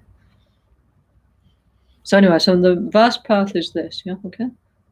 Developing bodhicitta. The path centered on Manjusri, the profound path is again and again thinking about, listening to teachings on, or reading about them, or thinking about and meditating on the nature of reality, how things are empty of self-nature and how things are interdependently arising, okay? So in order to fly to enlightenment, yeah, on Buddha Airlines, yeah, like planes have got 2 wings, haven't they? You can't have a 1-winged plane; it just wouldn't take off. Impossible, yeah. And also, a bird needs 2 wings to fly. Yeah, a 1-winged bird, it wouldn't get very far; it wouldn't take off. Yeah, so we need 2 wings, 2 strong wings that are going equally. So we need to accumulate sonam or punya. Yeah, like the 1 wing is that. Yeah, let's say lots of positive energy. And the best way to accumulate positive energy is by developing bodhicitta. On the other wing is we need to understand the nature of reality, yeah? So in fact, actually, by the way, when we're doing self-healing, yeah, we're always doing this, aren't we? Like this with the arms, no? And everybody's like, what are you doing? What are you doing? So this is like we're flying to enlightenment, yeah, okay? Like, we need to fly off to enlightenment, yeah? And then we need to, when we get to enlightenment, we need to fly back down actually and help everybody, pick everybody else up and take them there, okay? So that's what we're showing, flying to enlightenment. Actually, Rinpoche always said as well, when we put like this, the hand, like the hand is like this. So we're also putting down the suffering of the lower realm. So many different meanings, yeah, which we'll gradually talk about as we look together at Rinpoche's commentary on the NgalSo Tantric Self-Healing practice, yeah. Okay, so many exciting things to come, yeah? Please tune in, yeah? Every Tuesday and Thursday, and gradually we'll go through all Rinpoche's teaching All those that I know, that I heard, yeah.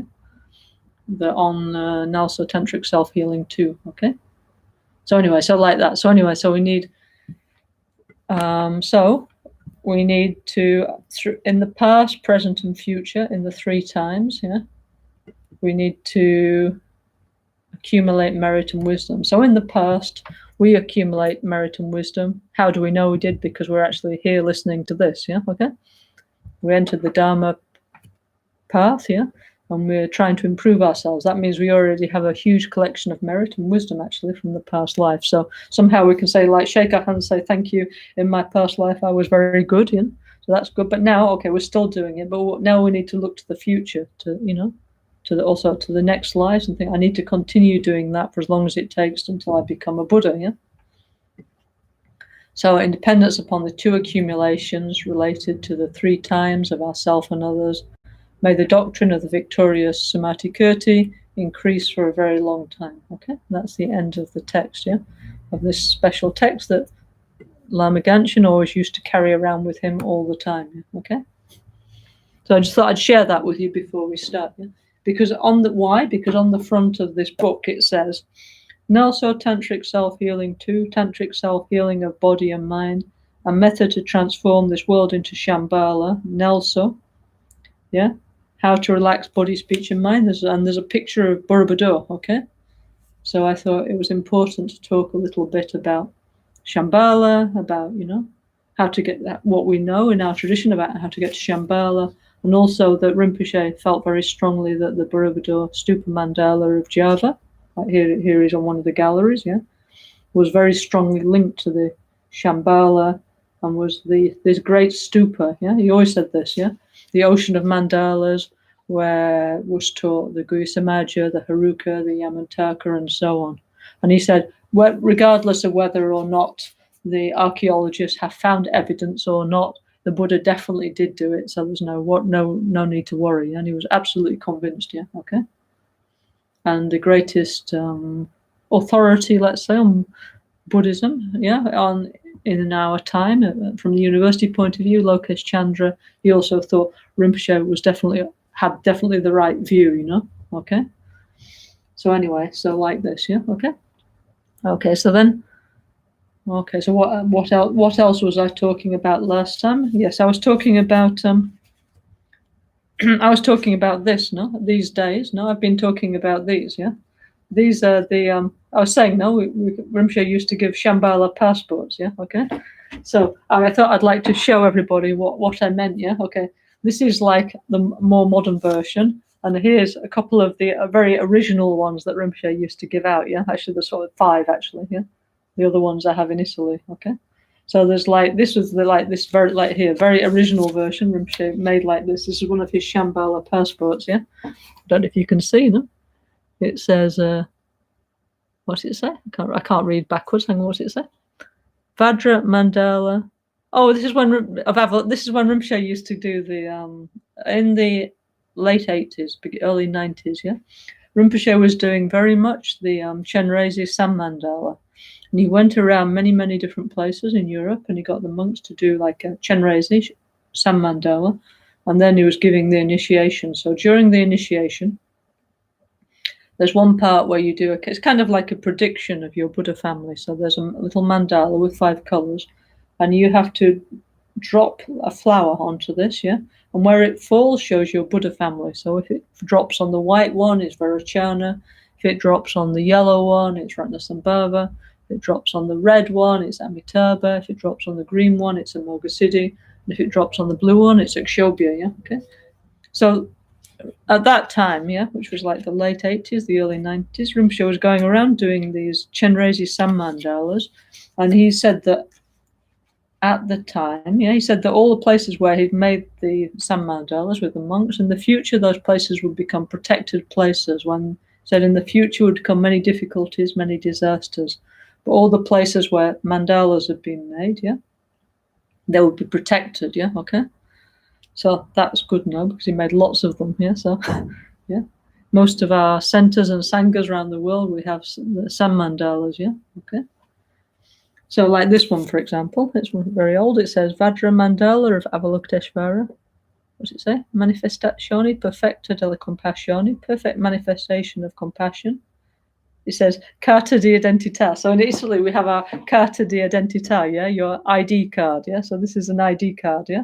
It says carta di identità dell'illuminazione. So it's enlightenment ID card, yeah. In una terra pura con rinascita miraculosa. So it says this is our ID, enlightenment ID card in a pure land with miraculous rebirth, yeah? So this is like our Shambhala passport or our Pure Land passport, yeah? Except unlike the normal Carta di Identità that we have, like in Italy, for example, it never expires. You never need to go back and get another one, yeah? Okay. Then, for example, okay, so then, this is one that's never used, for example, because it's not signed, yeah? It says, what's it say? Terra Pura del Centro, Pure Land of the Center, Mikyo Doji Akshobhya, immovable Vajra. Then it says, having received the Vajra, you have received this secret tantric name, yeah, like Akshobhya, because you dropped the flower on the blue part, yeah. You must maintain, you must keep this with joy in your heart. With the success of your practice, this name will help you to be reborn miraculously in a pure land, yeah? And you will reach enlightenment through the qualities corresponding to this like this Dhyani Buddha, like Akshobhya. And it says, initiation date, signed by Venerable Ganshin Tulku Rinpoche. Like I said, this is one that's never used now, okay? But you can see here now. You can see. Yeah? So this is actually an original Lama Genshin ID card, yeah, from his Shambhala embassy, yeah, okay. And then on the back, you know, just like we have in Italy, when you have various places where, you know, you get the stamp where your ID card is given out. So it says Venerable Ganshin Rinpoche, Kumpen Lama Genshin via Marco Polo 13, 20124 Milano, yeah, okay. And it says Lama Genshin, Doctor in Philosophy and Buddhist Psychology, Doctor and Healer of Traditional Tibetan Medicine, spiritually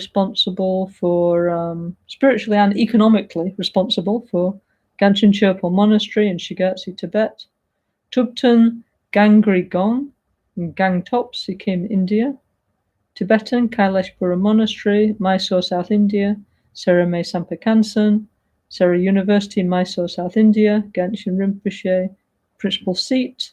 Yeah, then the Medical and Retreat Center of Kathmandu, Nepal. Huh? Yeah, here's another one actually, another one I found, also not used one. Yeah, and it's on this one. It says different. It says, I think this is a slightly later. This is a really, really original one. Okay, this is Mark II, yeah, okay. And this says, this one says Supreme, it says Vajra Mandala of the 5 Supreme Healers, yeah, you see, yeah. And it says perfect embodiment of pure crystal body, speech and mind, qualities and actions, enlightenment, identity card, and a pure land with miraculous rebirth, yeah. Yeah, and it says, you have received the secret tantric Vajra name. You should keep it joyfully in your heart. Your practice has been successful. This name will help you to be born miraculously in the Buddha field and achieve enlightenment by developing the energy and 6 special healing qualities of Vairocana. Yeah, so each one said, you know, according to each Dhyani Buddha. Yeah, and then there's the embassies of enlightenment, which in this one it says Ganshin Labrang, Kathmandu, yeah, medical and retreat centers. Future Ganshin Labrang, Serame Sangpa Kansan. Now we hope future Ganshin Labrang will be an Albaniano, actually, yeah. We're very much hoping and betting on that, yeah, okay. Then it says Sewa Kendra Leprosy Station. At that time, Rinpoche was supporting a leprosy project in the Kathmandu Valley, yeah. Then Kumpen Lama Ganshin Institute for Tibetan Medicine in Milano, Lama Ganshin World Peace Foundation, then Shide Chusog Dharma Center in Sao Paulo, and Medicine Buddha Center, Malaysia. Yeah, okay. I was saying our friends, they were the ones who took Rinpoche to Borobudur. Yeah, okay. Okay, so these are the ID cards. Yeah, like in Italy and Spain, you cannot do anything without your ID card. So these are our Buddha ID cards. Okay. Now these are slightly more modern versions. Yeah, okay.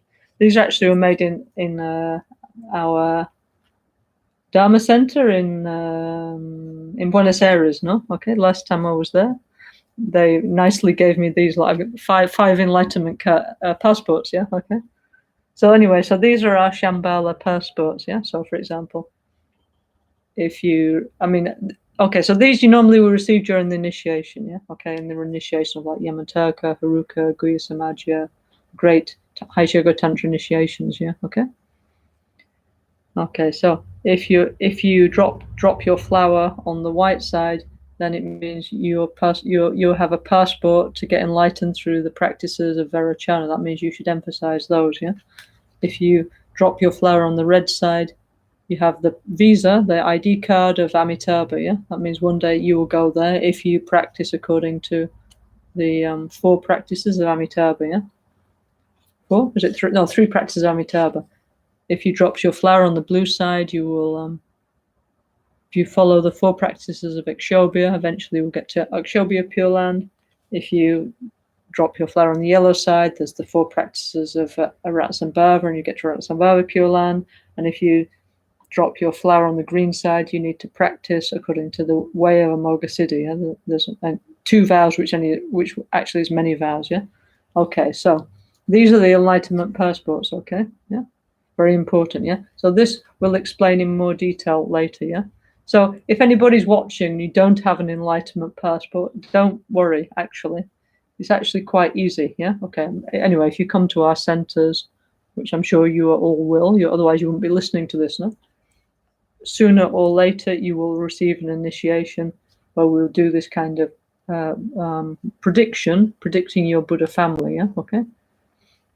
If not, Rinpoche always used to say like this: to know your Buddha family, which is your ID card, is very easy because we just need to look inside our own minds and be honest. So he said, if you're a very ignorant person, cuckoo number 1 is what he used to say. Then you means finally you will achieve.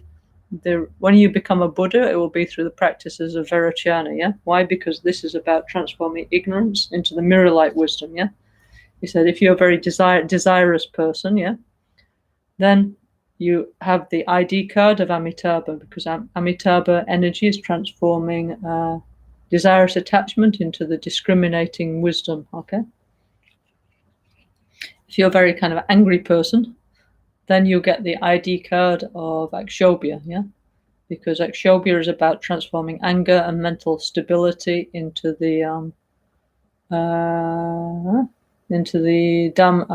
Dhammadhatu wisdom. Yeah, okay. If you're kind of miserly, like not very generous person, yeah, or a proud person, then you will get the passport of Ratnasambhava. Yeah, okay.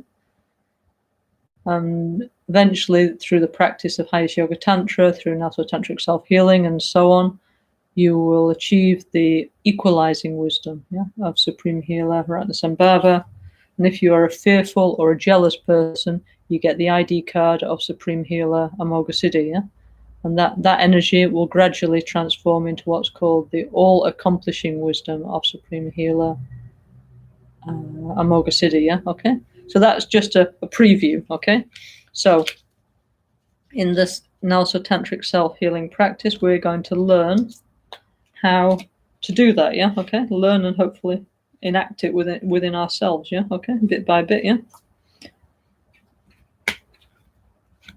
Okay, so we're going to learn how to develop all these 5 energies, okay? When we develop these 5 energies and also purify and heal the 5 elements, we have achieved enlightenment, yeah, what we call enlightenment, awakening, yeah? I don't know if you can see, it's a bit not so clear, but this is the beautiful tanka of NgalSo Tantric Self-Healing that Rinpoche asked Ducho to paint. This tanka is actually in Albagnano in one of our new gompas, yeah, so beautiful. And this is very available in all our centers, yeah. So there's 5 fathers, 5 father Buddhas, and 5 female Buddhas. So that means this is what makes us up, the 5 main emotions, yeah, and the 5 elements. When they're all pure, we are awakened, okay, yeah? So that's what it's all about, yeah, okay, yeah? And this is what Rinpoche made the practice of Vajrayana so easy. All we have to do is do it, yeah? Like it keeps on saying, like, easy, NgalSo, easy, yeah? Easy, yeah? Not difficult, like having to wade through dense forests or climb mountains or wade through snow or cross rivers that are so cold you have to get a goddess to freeze them over. So it's like not impossible things. He showed us the easy way, the possible way to achieve enlightenment. Yeah, how to get to Shambhala, and he even gave us passports. Yeah, in his enlightenment embassy. He issued us Shambhala passports. Yeah, so we're very lucky. Yeah, and the embassy is still open. Yeah, okay. All the people who practice NgalSo, we can all get our enlightenment passport, yeah? And then, for example, when we get, so if you get that one, you think, this is very important for me. Then we always need to think, I need to be aware of that. How can I do, It's like really some message, yeah? Okay? If you're in the Amoga City Nation, you need to understand, no? How to do. If you're in the Ratnasambhava Nation, how can I do? If we're in the Akshobhya Nation, what does that mean for me? How can I act as a citizen of Akshobhya land? If I'm a citizen of Amitabha land, what do I have to do in order to fulfill that? And if I'm a citizen of Vairochana land, how can I be the best kind of Vairochana citizen I should be? Yeah. So we're going to hear about this gradually, bit by bit, and I hope you find it very meaningful and informative. Okay. Okay. So now to conclude, we're going to do in a short way the rest of the NgalSo Tantric Self-Healing practice, okay? Rinpoche said all the time, don't just talk about it, you have to do together, okay? So we will do, okay? So we did the preliminary practices, okay? Okay, so now we'll do the rest. Short. Rinpoche said you can do the practice in 5 minutes, no? So we'll do 5-10-minute practice, okay? Locho sampo pelgyu tashi pa tu chen tempe hetrin leyano da pegedro lo zampe zepa chen pal den la mehesha blaso wade Oma guru Vadratara Suhumahati muni Shasane kama Uttavadanye Sri Bhadra Vasamahanya Sawasiti Hum Om Guru Buddha Siddhi Hum Om Guru Buddha Siddhi Hum Om Guru Buddha Siddhi Hum Om Guru Buddha Siddhi Hum Om Guru Buddha Siddhi Eyam Ram Lamba Shuddhe Soha Pam Lepema Janku Pam Lepema Sepo Pam Lepema Nopo Pam Lepema Mapo Pam Lepema Om Aham Tram Hri Hri Lena Soto Jejanku Hri Tram Le No Bose Potram Om Le Doje No Po Ah Le Pe Ma Po Ah Om Le Koloka Om Kolonan Se Doje Ah Pe Ma Chu Doje Doje Mi Kyo Doje Tam no borinja Rina so doje Lama Toyun Doji Kyen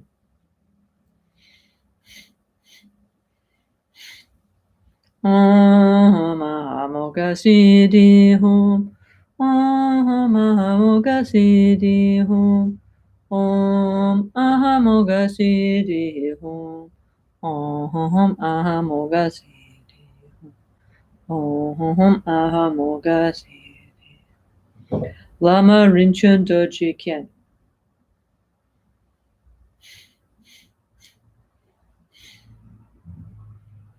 Om Aradna Sambhava Hum. Om Aradna Sambhava Hum. Om Aradna Sambhava Hum. Om Aradna Sambhava Hum. Om Aradna Sambhava. Lama Mikyo Doji Ken.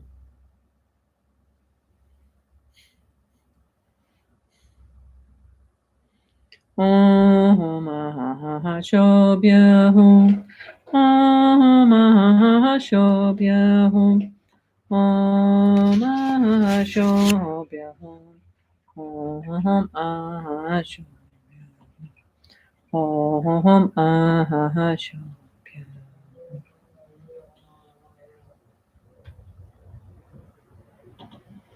Lama Chodoji Ken.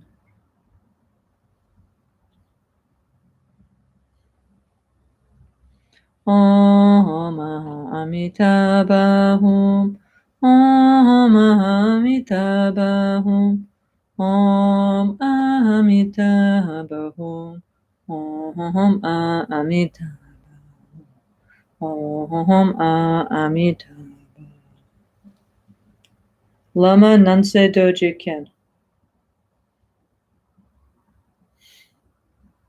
Om Mahabharochanahum. Om Mahabharochanahum. Om Avarochanahum. Om Avarochan. Om Avarochan.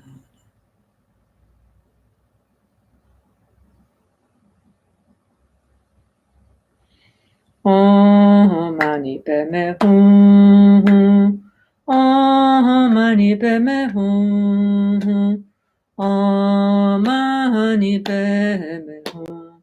Om Mani Padme Hum. Om Mani Padme Hum. Om Mani Padme Hum. Om Mani Padme Hum. Om Mani Padme Hum. Om Mani Padme Hum. Om Mani Padme Hum. Om Mahasukha Hum. Om Mahasukha Hum. Om Mahasukha Hum. Om Mahasukha Hum. Om Mahasukha.